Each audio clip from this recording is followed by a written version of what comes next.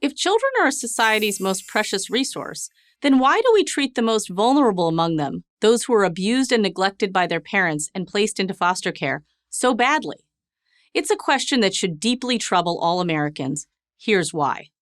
There are approximately 500,000 children in foster care in the U.S. Those who age out of foster care without finding a permanent adoptive family face a much higher likelihood of homelessness, substance abuse, and even sex trafficking than those who do find a permanent adoptive family. To use just one example, 1 in 6 of California's state prison population has spent time in foster care. Given these grim numbers, the goal of the foster care system should be clear. Find the best, most nurturing environment for these children to put their lives back together. Sadly, this is not what usually happens. When children are removed from their biological families because they are in danger, the first, and in many cases the only priority of our child welfare system is to keep the family together. Even when children have been physically or sexually abused, even if they have been deprived of food or health care, even if their parents are so strung out on drugs they cannot function. That's right, the goal of the foster care system is to reunite children with the same parents who abused or neglected them. If you think this is likely to lead to disastrous outcomes, you'd be right. Of the dozens of examples I could cite, here are 2. In New York, Julicia Baddies had been taken away from her mother shortly after birth. Little wonder, since the mother had lost custody of her 4 older children in 2013 over safety concerns. In 2021, over the strong objections of her grandmother, Julicia was returned permanently to her mother. A few months after that, she was dead, beaten to death by an older step-sibling. Julicia was 7 years old. In Los Angeles, the Department of Children and Family Services ignored both the findings of its own caseworker and the orders from juvenile court to remove 4-year-old Noah Quattro from his home. Signs of malnutrition and abuse were painfully obvious, but the department's goal, keep families together, overrode concerns about the boy's well-being. It cost Noah his life. Overall, the family reunification track record is not a good one. 20 to 40% of kids who are reunited with their families end up suffering maltreatment again.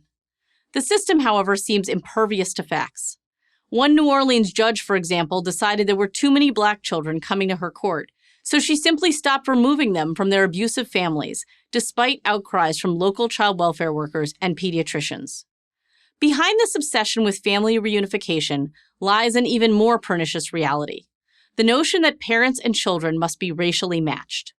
In other words, only Black parents can raise a Black child, or Hispanic parents a Hispanic child, or Native American parents a Native American child, and that to believe otherwise is to endorse a new form of colonialism.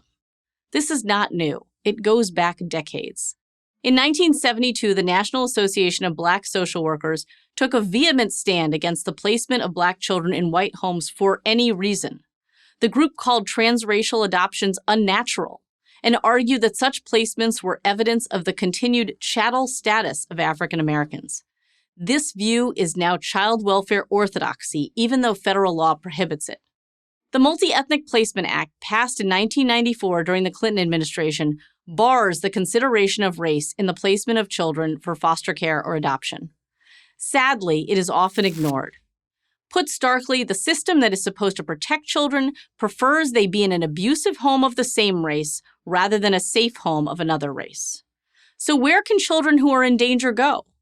Perhaps the one bright spot in the world of child welfare has been the innovative programs offered by churches and other faith-based organizations. Indeed, most foster parents credit their faith as one of the reasons they foster. But again, instead of encouraging these faith-based efforts, Child Protective Service agencies often do the opposite. In addition to insisting on racial matching, states such as California demand that foster parents support the gender transitions of children in their care, a thinly veiled attempt to discourage more traditional parents from becoming involved. So here's our choice. We can leave or return badly mistreated minority children to their abusive homes to please racially obsessed adults.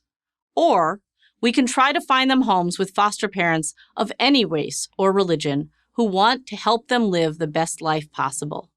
If we really care about children, the choice is obvious.